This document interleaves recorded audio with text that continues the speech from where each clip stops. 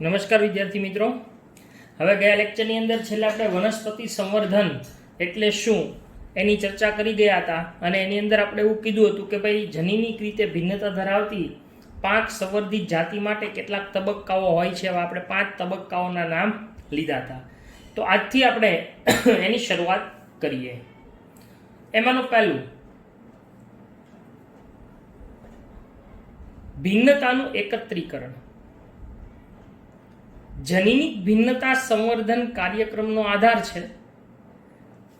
મુખ્યત્વે જે જનીનિક ભિન્નતા છે એ જ આ સંવર્ધનનો આધાર છે.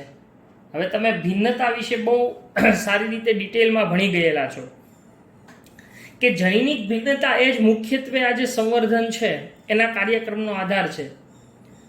ઘણા પાકોને જનીનિક ભિન્નતા તેમની જંગલી સંબંધિત પ્રજાતિમાંથી પ્રાપ્ત થઈ શકે છે. એટલે કે જે પાકો છે એમને પોતાની જે જનીનિક ભિન્નતા છે એ જંગલી સંબંધિત પ્રજાતિઓમાંથી પ્રાપ્ત થઈ શકે છે. પ્રાચીન પહેલી જે પ્રજાતિઓ છે એમાંથી જંગલી પ્રજાતિઓમાંથી પ્રાપ્ત થાય છે. બધી જ વિભિન્ન જંગલી જાતો, જેને આપણે વાઇલ્ડ બ્રીડ્સ કહીએ છીએ, પ્રજાતિઓ અને સંબંધિત સંવર્ધિત જાતિઓ એટલે કે તેમના લક્ષણો માટે મૂલ્યાંકન કરેલ એનો સંગ્રહ અને પરિરક્ષણ વસ્તીમાં પ્રાકૃતિક જનીનની પ્રાપ્યતાના અસરકારક વ્યાપ માટે જરૂરી છે. જો આ બધા એને પ્રાકૃતિક જનીન છે એટલે કે જે કુદરતી જનીન છે એની પ્રાપ્યતાના અસરકારક વ્યાપ માટે ખૂબ જરૂરી છે. બધી જ જે વિભિન્ન જંગલી જાતો હોય એ જાતો કે એની પ્રજાતિઓ કે સંબંધિત સંવર્ધિત જાતિઓ છે એમનો સંગ્રહ કરી અને એનું પરિરક્ષણ અને વસ્તીમાં પ્રાકૃતિક જનીનની પ્રાપ્યતા એના અસરકારક વ્યાપ માટે એ ખૂબ જરૂરી છે. બધી જ વિભિન્ન જંગલી જાતો એ અસરકારક વ્યાપ માટે જરૂરી છે. કોઈ પણ પાકમાં જોવા મળતા બધા જ જનીનો એ વિવિધ વૈકલ્પિક કારકો એટલે કે એલિલ્સ છે એના સંગ્રહને જનન રસ સંગ્રહણ કહે છે. આ વ્યાખ્યા સ્વરૂપે એક વાક્યમાં અથવા તો નીટની અંદર આપણને પ્રશ્નના સ્વરૂપમાં પૂછાય કે જનન રસ સંગ્રહણ એટલે શું? તો કે કોઈ પણ પાકમાં જોવા મળતા બધા જ જનીનો એ વિવિધ વૈકલ્પિક કારકોના સંગ્રહને એટલે કે વનસ્પતિ અથવા એના બીજ છે એના સંગ્રહને જનન રસ સંગ્રહણ કહે. કારણ કે દરેક પાકની અંદર જે લાક્ષણિકતા છે એ જનીનને કારણે છે. તો આવા જે વૈકલ્પિક કારકો એના વિશે તમે ભણી ગયેલા છો 6થા પ્રકરણની અંદર ખૂબ સારી રીતે. એટલે આ વૈકલ્પિક કારકો છે એના સંગ્રહને જનન રસ સંગ્રહણ તરીકે ઓળખવામાં આવે છે. તો આવી રીતે આ જનન રસ સંગ્રહણ એટલે જે પ્રથમ છે ભિન્નતાનું એકત્રીકરણ, એની અંદર આપણે મુખ્યત્વે આ જનન રસ સંગ્રહણ છે એની વાત કરવાની હતી. ત્યાર પછી બીજી વાત છે એટલે કે બીજો મુદ્દો છે એ છે મૂલ્યાંકન અને પિતૃઓની પસંદગી કરવી. જનન રસનું મૂલ્યાંકન કરવામાં આવે છે જેથી ઈચ્છિત લક્ષણોનો સમન્વય ધરાવતી વનસ્પતિઓને ઓળખી શકાય. ઈચ્છિત લક્ષણો, આપણે જે સંકરણની અંદર જે વનસ્પતિઓના સારા લક્ષણો જોતા હોય એવા ઈચ્છિત લક્ષણોનો સમન્વય ધરાવતી વનસ્પતિઓને ઓળખી શકાય, એનું મૂલ્યાંકન કરવામાં આવે તો. કારણ કે ઘણી વખત એમાં એવું બને કે કેટલીક પ્રચ્છન્ન જનીનોની જાતો ભેગી થઈ હોય તો જે આપણા ઈચ્છિત લક્ષણો ન પણ હોઈ શકે. તો આવા મૂલ્યાંકન કરવાથી ઈચ્છિત જનીન જે હોય એના લક્ષણોનો સમન્વય ધરાવતી વનસ્પતિઓને ઓળખી શકાય છે. એટલે આ બીજા મુદ્દાની અંદર એ કરવામાં આવે છે. હવે અચ્છા, આપણી પાસે માની લો કે 10 નમૂનાઓ છે તો એ પૈકીનો કોઈ એક નમૂનો છે, આપણે 10ના બદલે આપણે એમ કહીએ કે આપણી પાસે 3 નમૂનાઓ છે A B C, બરાબર છે કે A B અને C. હવે એમાંથી આપણે માટે નમૂનો પસંદ થયો B, તો એ જે પસંદગી કરેલી વનસ્પતિઓ છે એનું બહુગુણન કરી અને તેમનો સંકરણ માટે ઉપયોગ કરવો. એટલે કે આ બી છે એ આપણા માટે ખૂબ ઉપયોગી છે તો આવડી આને પસંદ કરી અને એની બહુગુણન એટલે એની સંખ્યાને વધારી ખૂબ એની સંતતિઓનું નિર્માણ કરી અને સંકરણ માટે એ બી છે એનો ઉપયોગ કરવામાં આવે છે. આમ આ પ્રકારે જ્યાં ઈચ્છનીય અને શક્ય હોય ત્યાં શુદ્ધ સંતતિ ઉત્પન્ન કરી શકાય છે. એટલે આવી રીતે મૂલ્યાંકન કરી અને પસંદગી કરવામાં આવે તો ઈચ્છિત હોય એવી અને શક્ય હોય ત્યાં સુધી શુદ્ધ સંતતિ છે એ ઉત્પન્ન કરી શકાય છે. તો આવી રીતે આ બીજો તબક્કો છે એ પૂરો થાય. હવે ત્રીજો કે એમાં આપણે જે પસંદ કર્યું કોઈ એક, તો એ પસંદ કરેલા પિતૃઓ વચ્ચે પાછું પર સંકરણ કરવામાં આવે. એટલે ત્રીજા તબક્કાની અંદર જે સંવર્ધિત જાત છે એની અંદર પર સંકરણ કરવામાં આવે છે. ઘણીવાર ઈચ્છિત લક્ષણોનો સમન્વય એ બે ભિન્ન પિતૃઓ એટલે કે વનસ્પતિના ઉપયોગ દ્વારા પણ મેળવવામાં આવે છે. જેમ કે એક પિતૃ ઉચ્ચ પ્રોટીન ગુણવત્તા ધરાવતો હોય અને બીજો પિતૃ છે એ રોગ પ્રતિકારકતા ધરાવતો હોય, તો હવે આપણે એક જ એવી વનસ્પતિ જોઈએ છે કે જેની અંદર પ્રોટીનની ગુણવત્તા સારી હોય અને રોગ પ્રતિકારકતા હોય. તો આવા જે ઈચ્છિત લક્ષણો હોય એનો સમન્વય કરી અને આપણે જે પર સંકરણ છે એ કરવામાં આવતું હોય કે જેથી આપણે વધારે સારી અને ઈચ્છિત લક્ષણોવાળી જાત છે એ પ્રાપ્ત કરી શકીએ. હવે બે પિતૃઓના પર સંકરણ દ્વારા જ આવું શક્ય બને. સ્વાભાવિક છે કે પર સંકરણ સિવાય બે જુદી જુદી જાતિના લક્ષણો છે એ ભેગા થઈ શકતા નથી, કે જેમાંથી સંકર જાત પેદા થાય છે અને જેમાં એક જ વનસ્પતિમાં ઈચ્છિત લક્ષણોનો જનીનિક રીતે સમન્વય કરેલો હોય. એટલે કે આપણે આ એક્સ નામની અને વાય નામની વનસ્પતિને લઈ અને આપણે એ બેના સારા લક્ષણોને ઝેડ નામની વનસ્પતિમાં ઉતાર્યા, તો આ ઝેડ છે એ એક જ વનસ્પતિ થઈ કે જેની અંદર આ બેના સારા લક્ષણો છે. તો આમ આ ઝેડ છે એ આપણા એક જ વનસ્પતિમાં ઈચ્છિત લક્ષણોનો જનીનિક રીતે સમન્વય થયેલો હોય એવી જાત ગણવામાં આવે. અહીંયા આગળ નર વનસ્પતિ તરીકે પસંદ કરેલી વનસ્પતિની પરાગરજને એકત્રિત કરી માદા છોડ તરીકે પસંદ કરેલી વનસ્પતિના પરાગાસન ઉપર સ્થાપિત કરાવવામાં આવે છે. આપણે આ બધી જ વાત બીજા પ્રકરણની અંદર ભણી ગયા કૃત્રિમ સંકરણની અંદર કે આપણે શું કરવામાં આવે તો કે ભાઈ પરાગરજને તોડી અને પરાગાસન છે એના ઉપર એને સ્થાપિત કરવામાં આવે. પરંતુ આ પ્રક્રિયા સમય માંગી લે તેવી અને કંટાળાજનક છે. સ્વાભાવિક છે કે જે આ કામ સાથે સંકળાયેલા હોય એમને પણ આ બધી પ્રવૃત્તિઓમાં કંટાળો, કારણ કે આ ખૂબ જ સમય માંગી લે એવી પ્રક્રિયા છે એટલે કંટાળાજનક છે. પણ તેમ છતાં ઈચ્છિત પરિણામ પ્રાપ્ત થાય એટલે સ્વાભાવિક રીતે એ બધા જ એને અનુસરતા હોય છે. એવું પણ જરૂરી નથી કે સંકરણમાં ઈચ્છિત લક્ષણોનું જોડાણ થાય. અચ્છા, આપણે પરાગરજને ફેંકી દીધી, પરાગરજને આપણે પરાગાસન ઉપર સ્થાપિત કરી, પણ એવું જરૂરી નથી કે આપણી ઈચ્છિત પરાગરજ હોય એનાથી જ સંકરણ થાય અને ઈચ્છિત લક્ષણો જ આવે. એટલે ઘણીવાર સંકરણની અંદર ઈચ્છિત લક્ષણોનું જોડાણ થાય એવું જરૂરી નથી. આવા હજારો સંકરણ પૈકી કોઈ એક જ એકમની અંદર આવો ઈચ્છનીય સમન્વય જોવા મળે. એટલે આ ટ્રાયલ એન્ડ એરર જેવી વાત થઈ કે તમારે વારંવાર આ પ્રયોગો કરવા પડે. એટલે તો કીધું કે સમય માગી લેવો, તરત જ આપણને પરિણામ ન પણ મળે કારણ કે એ આપણા હાથમાં ન હોય. તો સ્વાભાવિક રીતે આવા હજારો સંકરણ પછી કોઈ એકાદા એકમની અંદર જ તે આપણે ઈચ્છા હોય, ઈચ્છિત હોય એવો સમન્વય જોવા મળે, એવું પણ બની શકે. ત્યાર પછીનો મુદ્દો છે કે એ જે આપણે કર્યા કે આપણે જે કંઈ પ્રયોગો કર્યા છે સંકરણ કરીને, એ પૈકી ઉચ્ચ પુનઃ સંયોજિત જાતોની પસંદગી અને પાછું પરીક્ષણ. હવે આપણી પાસે ઘણા બધા પરિણામો આવ્યા છે. તો આ તબક્કાની અંદર સંકરણ દ્વારા સર્જાયેલી સંતતિઓમાંથી ઈચ્છિત લક્ષણો ધરાવતી વનસ્પતિઓની પસંદગી કરવામાં આવે છે. કોની? ઈચ્છિત લક્ષણો ધરાવતી વનસ્પતિઓની પસંદગી કરવામાં આવે છે કે જેથી પુનઃ સંયોજિત જાતો છે એમાંથી આપણે શ્રેષ્ઠ જાત છે એ બનાવી શકીએ. સંકરણના ઉદ્દેશ્યની પ્રાપ્તિ માટે પસંદગીની પ્રક્રિયા ખૂબ જ મહત્વપૂર્ણ છે.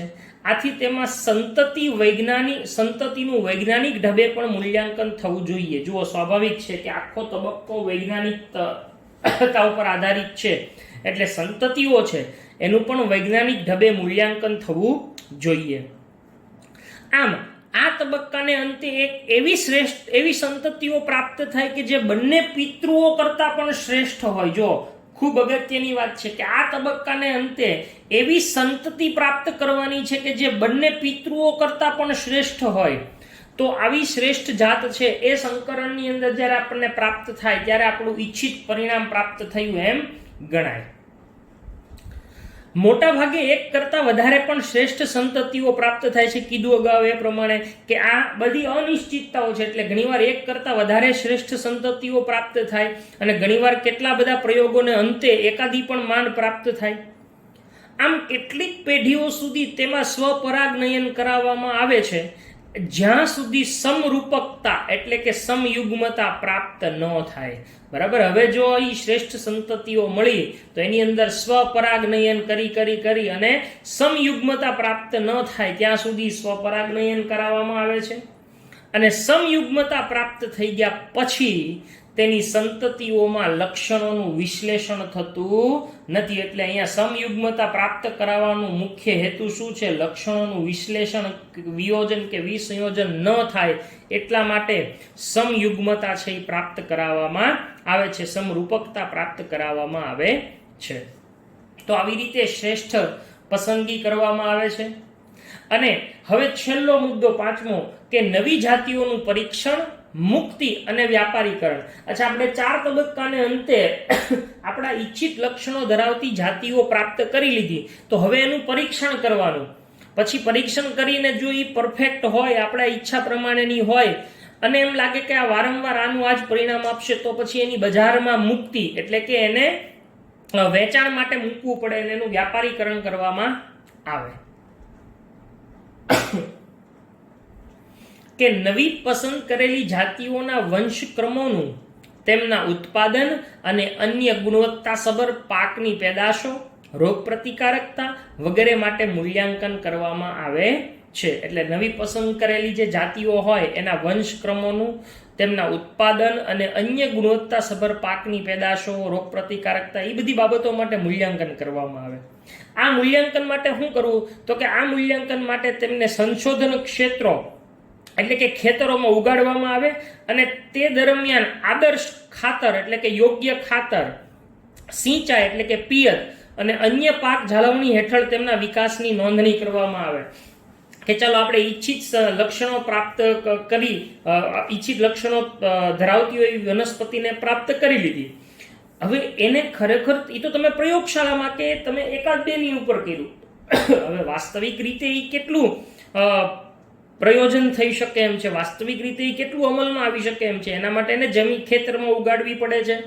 પછી તો કે એને યોગ્ય વાતાવરણ, યોગ્ય ખાતર, યોગ્ય સિંચાઈ પ્રાપ્ત થાય અને બધી જ જે પાક જાળવણી છે એ બધા જ જે પ્રોસેસ હોય એની હેઠળ એને રાખી અને એના વિકાસની નોંધ કરવામાં આવે છે. કે સામાન્ય જાતિ કરતાં આ જે સંવર્ધિત જાતિ છે એ કેટલે અંશે વધારે સારું પરિણામ આપી શકે છે. સંશોધન ક્ષેત્રોમાં તેના મૂલ્યાંકન બાદ વનસ્પતિઓનું પરીક્ષણ એ દેશના વિવિધ સ્થાનોએ ખેડૂતોના ખેતરોમાં અને ઓછામાં ઓછી 3 ઋતુઓ સુધી કરવામાં આવે છે. જો આવો પ્રશ્ન પૂછી શકાય, ખાસ યાદ રાખજો કે આવી વનસ્પતિઓનું પરીક્ષણ વિવિધ સ્થાનોએ ખેડૂતના અને ઓછામાં ઓછી કેટલી ઋતુઓ સુધી, 3 ઋતુઓ સુધી કરવામાં આવે, જેથી ખબર પડે કે આ પાકને કઈ ઋતુમાં શું અસર થઈ શકે. ઘણીવાર એવું બની શકે કે કોઈ ઋતુ હોય તો એની અંદર પાકમાં રોગ પણ લાગુ પડી શકે, તો આમ બધી જ સિઝન છે એ પાસ કરવી પડે. એટલે વનસ્પતિનું પરીક્ષણ, હવે માની લો કે આપણે એક ઉદાહરણ લઈએ કે આપણે ગુજરાતની અંદર એ સંવર્ધિત વનસ્પતિ છે એ બનાવી, પણ શું એ ગુજરાતની બદલે મધ્યપ્રદેશની અંદર અથવા તો એ અરુણાચલ પ્રદેશની અંદર કે સિક્કિમની અંદર કે નીચે તમિલનાડુની અંદર કે કર્ણાટકની અંદર એ વનસ્પતિ છે એ પાછી આવી રીતે ઉછેર દર્શાવી શકે છે ખરા? આમ દેશના આવા વિવિધ સ્થાનોના ખેડૂતોના ખેતરોની અંદર એને ઓછામાં ઓછી 3 ઋતુ સુધી એને સંવર્ધન કરવામાં આવે છે કે જ્યાં પાકને ઉછેરી શકાય તેવા બધા જ કૃષિ આબોહવાકીય સ્થાનોએ તેને હંમેશા માટે ઉછેરવામાં આવે છે. આમ આ રીતે મળતા પાકની તુલના ત્યાંની શ્રેષ્ઠ સ્થાનિક પાક સાથે કરવામાં આવે છે અને જેના માટે ચકાસણી કે તેના સંવર્ધકનો સંદર્ભ લેવાય છે. એટલે આવી રીતે શ્રેષ્ઠ જાતોને દેશના અલગ અલગ ભાગોની અંદર 3 ઋતુઓ પૂરી થાય ત્યાં સુધી એને ઉછેરવામાં આવતી હોય છે. હવે પછીનો ટોપિક છે હરિયાળી ક્રાંતિ. શબ્દથી તમે ખૂબ પરિચિત છો. ભારત એક કૃષિ પ્રધાન દેશ છે. ખેતી એ ભારતના કુલ ઘરેલું ઉત્પાદન, જેને આપણે જીડીપી કહીએ છીએ, એનો 33% હિસ્સો છે. આ પ્રશ્ન સ્વરૂપે પૂછી શકાય, યાદ રાખજો. અને તે વસ્તીના 62% લોકોને રોજગાર પૂરો પાડે છે. જો ડાયરેક્ટ કે ઇનડાયરેક્ટ, એ 62% લોકોને રોજગાર પૂરો પાડે છે. ભારતની સ્વતંત્રતા પછી દેશ સામે મુખ્ય પડકાર એ વધતી જતી જનસંખ્યા માટે પૂરતું ખોરાક ઉત્પાદન કરવાનું હતું. સ્વાભાવિક છે કે આપણે જાણીએ છીએ કે જ્યારે ભારત સ્વતંત્ર થયો ત્યાર પછી સૌપ્રથમ જે દેશની સામે મુખ્ય પડકાર હતો એ વધતી જતી જે વસ્તી છે, જનસંખ્યા છે, એને ખોરાક પૂરો પાડવો, એને ખોરાક પૂરો પડે એટલું અન્નનું ઉત્પાદન કરવું. અને એના માટે જ હરિયાળી ક્રાંતિ છે એ ખૂબ ઉપયોગી બની છે. એની અંદર પડકાર શું હતો તો કે ખેતી માટે મર્યાદિત જમીન એટલે કે ભૂમિ ઉપલબ્ધ છે. બરાબર, અહીંયા જમીન આવશે. ખેતી માટે મર્યાદિત જમીન છે એ ઉપલબ્ધ છે. અને એવા સંજોગોમાં જમીન છે એની અંદર જમીનની અંદર પ્રતિ એકમ પાક ઉત્પાદન વધે તેવા પ્રયાસો કરવા પડે. બરાબર છે કે ઓછી જમીનમાં વધારે પાક ઉત્પાદન થાય એવા પ્રયાસો છે એ કરવા પડે. તો એના માટે 1960ના મધ્યમાં ઘઉં અને ચોખા છે એની વધુ ઉચ્ચ ઉત્પાદન આપતી જાતિઓનો વિકાસ, વનસ્પતિ સંવર્ધનની તકનીકીઓનો ઉપયોગ કરવાના પરિણામ સ્વરૂપે ખાદ્ય ઉત્પાદનમાં અત્યાધિક વૃદ્ધિ થઈ અને એ તબક્કાને હરિયાળી ક્રાંતિ તરીકે ઓળખવામાં આવે. એટલે આપણા જે બે મુખ્ય પાકો છે ઘઉં અને ચોખા, એની વધુ ઉચ્ચ ઉત્પાદન આપતી જાતો છે એનો વિકાસ કરી અને આમ આ વનસ્પતિ સંવર્ધનના માધ્યમથી વધારે ઉત્પાદન થાય, વધારે પાક ઉત્પાદન થાય એવા પ્રયત્ન કરવામાં આવ્યા. એને આપણે હરિયાળી ક્રાંતિ તરીકે ઓળખીએ છીએ. જુઓ, આ બધી મકાઈની સંકર જાત છે, આ ઘઉં છે, સોનાલિકા, કલ્યાણા, વટાણા છે.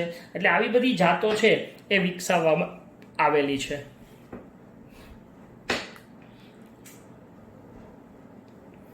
હવે એમાંનું પહેલું છે ઘઉં અને ચોખા. જો આ બધા અહીંયા જે આંકડાઓ છે ખાસ યાદ રાખજો. 1960 થી 2000ના સમયગાળામાં એટલે આમ 40 વર્ષો સુધીમાં ઘઉંનું ઉત્પાદન 11 મિલિયન ટનથી વધીને 75 મિલિયન ટન થયું. 11 મિલિયનથી વધીને 75 મિલિયન ટન.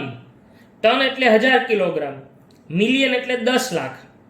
જ્યારે ચોખાનું ઉત્પાદન 35 મિલિયન ટનથી વધી અને 89.5 મિલિયન થયું. એટલે વિચારો કે આ 11 માંથી 75 એટલે લગભગ 7% જેટલો વધારો થઈ ગયો છે. આમ તો 77, 11 સત્તા 77 થાય. બરાબર, એટલે આટલો વધારો છે, 70 ગણો વધારો થયો એમ કહી શકાય. એ જ્યારે ચોખાનું ઉત્પાદન છે એ 35 મિલિયન ટનથી વધીને 89.5 મિલિયન ટન એટલે લગભગ ડબલ થઈ ગયું. બરાબર, આની અંદર 7 ગણું થયું, આની અંદર ડબલ થયું. આમ ઘઉં અને ચોખાની અર્ધવામન જાતોના વિકાસને કારણે થયું. એટલે આવું શું કામ થયું તો કે આવું જે ઉત્પાદન વધ્યું એનું મુખ્ય કારણ અર્ધવામન જાતો, જેને અંગ્રેજીમાં સેમી ડ્વાર્ફ કહેવામાં આવે છે. તો ઘઉં અને ચોખાની આવી જાતો છે એનો વિકાસ આ વર્ષોની અંદર ખૂબ વધારે થવા માંડ્યો. નોબેલ પારિતોષિક વિજેતા નોર્મન બોરલોગે ઘઉં અને મકાઈના આંતરરાષ્ટ્રીય સુધારણા કેન્દ્ર જેને international centre for wheat and maize improvement મેક્સિકોમાં અર્ધવામન ઘઉંની જાત વિકસાવેલી છે. એટલે આ યાદ રાખજો કે નોબેલ પારિતોષિક વિજેતા નોર્મન બોરલોગ, બરાબર, એણે ઘઉં અને મકાઈની આવી જાતો વિકસાવેલી મેક્સિકોમાં. 1963માં ભારતના ઘઉં ઉગાડતા વિસ્તારોમાં ઉચ્ચ નીપજ આપતી અને રોગ પ્રતિકારક એવી સોનાલિકા અને કલ્યાણ જેવી જાતો છે એને ઉગાડવામાં આવી છે. બરાબર, સોનાલિકા, કલ્યાણ આવી જાતો એ ઘઉંની શ્રેષ્ઠ જાતો છે. જ્યારે ચોખાની અર્ધવામન જાતો IR8 ઇન્ટરનેશનલ રાઈસ, બરાબર, રિસર્ચ ઇન્સ્ટિટ્યૂટ, આંતરરાષ્ટ્રીય ચોખા સંશોધન સંસ્થાન IRRI ફિલિપાઇન્સ ખાતે માંથી અને તાઇચુંગ નેટિવ વનમાંથી વિકસાવવામાં આવેલી છે. એટલે કે તાઇવાન ખાતે એને વિકસાવવામાં આવેલી છે. જો દરેક બાબતો છે, માહિતીઓ છે, એને આપણે યાદ રાખવાની છે. જ્યારે 1966ની અંદર આ વ્યુત્પન્નોનો પ્રાયોગિક ધોરણે ઉપયોગ કરવામાં આવ્યો અને ત્યારબાદ ભારતમાં વધુ સારું ઉત્પાદન આપતી ચોખાની જાતો જયા અને રત્ના વિકસાવવામાં આવી. જો આ બંને આવનારા સમયમાં પ્રશ્ન સ્વરૂપે પૂછાવાની મેક્સિમમ શક્યતાઓ છે. તો 1966માં ભારત બાદ ભારતની અંદર વધુ સારું ઉત્પાદન કરવા માટે આપતી ચોખાની જાતો કઈ કઈ વિકસાવવામાં આવી? જયા અને રત્નાને વિકસાવવામાં આવી. ત્યાર પછી છે શેરડી. ઘઉં અને ચોખાની વાત કરી ગયા, હવે છે શેરડી. વૈજ્ઞાનિક નામ છે સેકેરમ બાર્બેરી. એને મૂળ રૂપે તો ઉત્તર ભારતમાં ઉગાડવામાં આવતી હતી, પરંતુ તેમાં શર્કરાનું પ્રમાણ ખૂબ ઓછું અને ઉત્પાદન પણ ઘણું ઓછું હતું. ઉત્તર ભારતમાં જે ઉગતી ને એમાં શર્કરાનું પ્રમાણ ઓછું હતું, ઉત્પાદન એ ઘણું ઓછું હતું. પરંતુ જ્યારે દક્ષિણ ભારતની અંદર ઉષ્ણકટિબંધમાં ઉગતી સેકેરમ ઓફિસિનેરમ એ જાડુ પ્રકાર અને વધુ શર્કરાની માત્રા ધરાવતી હતી. આ શબ્દ આ યાદ રાખજો, સેકેરમ ઓફિસિનેરમ દક્ષિણ ભારતની અંદર ઉષ્ણકટિબંધમાં ઉગતી હતી કે જે વધુ શર્કરાની માત્રા અને જાડુ પ્રકાર ધરાવતી હતી, પરંતુ તે ઉત્તર ભારતમાં સારો વિકાસ દર્શાવી શકી નથી. સ્વાભાવિક છે, કારણ કે ઉત્તર ભારત અને દક્ષિણ ભારતની અંદર વાતાવરણમાં આબોહવામાં ફેરફાર હોવાથી ઉત્તર ભારતની અંદર એ વધારે સારો વિકાસ દર્શાવી શકતી નથી. ઉત્તર ભારતની અંદર સેકેરમ બાર્બેરી, જ્યારે દક્ષિણ ભારતની અંદર સેકેરમ ઓફિસિનેરમ. હવે આ બંને જાતિઓનું સફળ રીતે સંકરણ યોજીને તેમના ઈચ્છિત લક્ષણોનો સમન્વય સાધીને વધુ ઉત્પાદન, જાડુ પ્રકાંડ, ઉચ્ચ શર્કરા અને ઉત્તર ભારતમાં ઉગી શકવાની ક્ષમતા ધરાવતી જાત વિકસાવવામાં આવી. વિચારો કે જે ઉત્તર ભારતમાં નહોતી ઉગી શકતી એ ઉત્તર ભારતમાં ઉગે એવી અને વધારે સારી જાત છે એ વિકસાવવામાં આવી, કે જેની શર્કરાય વધારે હતી, એનું ઉત્પાદને વધુ અને પ્રકાંડે જાડુ હોય એવી જાત છે એ વિકસાવવામાં આવી. તો આ છે એ માત્ર સંવર્ધનને કારણે જ શક્ય બન્યું છે. ત્યાર પછી છે જુવાર, મિલેટ્સ. ભારતમાં મકાઈ, જુવાર અને બાજરીની સંકર જાતોને સફળતાપૂર્વક વિકસાવાઈ છે. સંકરિત સંવર્ધનને કારણે વધુ ઉત્પાદન કરતી અને પાણીની ખેંચ સામે પ્રતિરોધક ધરાવતી જાતોના વિકાસમાં વધારો થયો છે. એટલે આમ જુવાર છે એને પણ વિકસાવવામાં આવેલી છે. તો અહીંયા આગળ આપણે આજનો આપણો લેક્ચર છે એ પૂર્ણ જાહેર કરીએ છીએ. આજના લેક્ચરમાં જુવાર સુધીનું મટીરિયલમાંથી એક વખત લખી અને મોકલવાનું રહેશે. Thank you.